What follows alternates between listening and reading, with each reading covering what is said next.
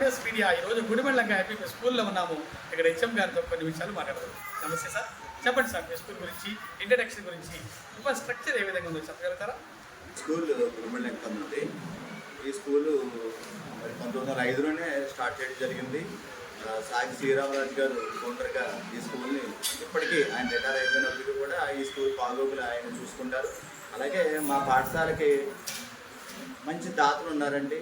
ఆ దాతల సహకారంతో ఆ పాఠశాలలో 4 గదులు ఉన్నాయని చెప్పేసి ఒక షెడ్ మనకి మిడ్ డే మీల్ షెడ్ వేయించారు. అప్పుడు ఆ షెడ్లో భోజనం పెడుతుంటే పక్కన ఇబ్బంది వస్తుందని చెప్పేసి అంటే మరి హిమ్స్ శ్రీహర్రాజు గారు ప్రత్యేకంగా వాళ్ళ కుటుంబ పేరున ఒక షెడ్ కూడా వేసి మీటింగ్ హాల్ అక్కడ క్లాస్ రూమ్ కూడా ఏర్పాటు చేసుకోవడం జరిగింది.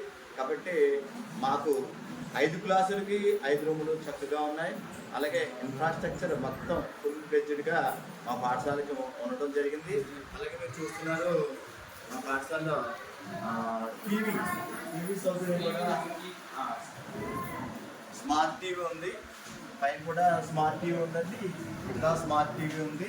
అలాగే కంప్యూటర్ విత్ ప్రింటర్, ఈ సౌకర్యం పిల్లల విద్యార్థులకి మనకు అవసరమైనటువంటి వాళ్ళకి శరీర కారణం కానీ అన్ని సౌకర్యాలు కూడా మనం స్మార్ట్ టీవీ జరుగుతుంది.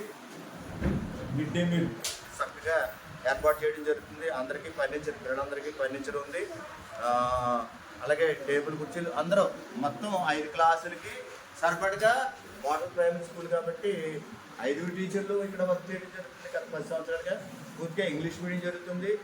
యూనిఫార్మ్ బ్యాగ్స్ తోటి గవర్నమెంట్ శ్రీ సర్వేపల్లి రాధాకృష్ణ విద్యార్థి మిగతా కిట్ ఇవ్వడం జరుగుతుంది. మధ్యాహ్న భోజన పథకం కప్పాసీతం గారి మధ్యాహ్న భోజన పథకం చక్కగా అమలు జరుగుతుంది. మంచి వంటవాడు మా పాఠశాలకి అసెట్గా ఉన్నారు. అలాగే పిల్లలందరూ కూడా చక్కగా చదువుతారు. తర్వాత ముఖ్యంగా మా పాఠశాల రోలు 80 దాటి ఉందండి. ప్రైమరీ స్కూల్ 80 దాటి ఉన్న రోలు ఇంకెక్కడ చాలా అరుదు. మన గుడిమెళ్ళంకను మాది గుడిపల్లి పాఠశాల మాత్రమే మండలంలో అధికంగా రోడ్లు ఉన్నటువంటి పాఠశాలలు. వీళ్ళకి ప్రత్యేకంగా ఆటో సౌకర్యం ఏర్పాటు చేస్తారు. ట్రావెలింగ్ గవర్నమెంట్ లాస్ట్ ఇయర్ అయితే అమౌంట్ ఇవ్వడం జరిగింది. మరి ఈ సంవత్సరం 20 మంది సుమారు పెట్టడం జరిగింది. వాళ్ళు కూడా వస్తే పాపం అందరూ కొన్ని పేద పిల్లలండి, దింపు తారీఖుల యొక్క పిల్లలు తల్లికి వందనం మ్యాక్సిమం 90% వాళ్ళకి జమ అవడం జరిగింది. ఇంకా 10% ఈ నెలాఖరు వరకు పడన వాడికి కూడా ఈ నెలాఖరు వరకు పడుతున్నారు మాత్రం.